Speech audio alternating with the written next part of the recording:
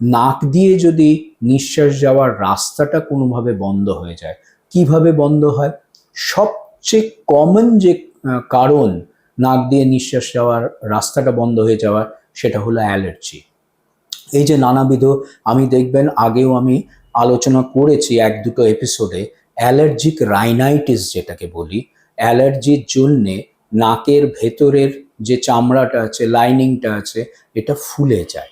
ফুলে গেলে কি হবে? নাকে হাওয়া যাওয়ার রাস্তাটা তখন একটু কমে যায়। কমে যত অ্যালার্জির প্রবণতা বাড়বে, তত এই হাওয়া যাওয়ার রাস্তাটা কমতে থাকবে।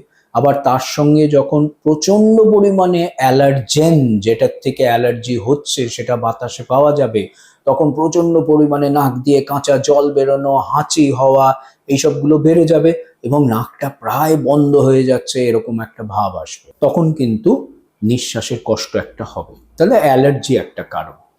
তাছাড়া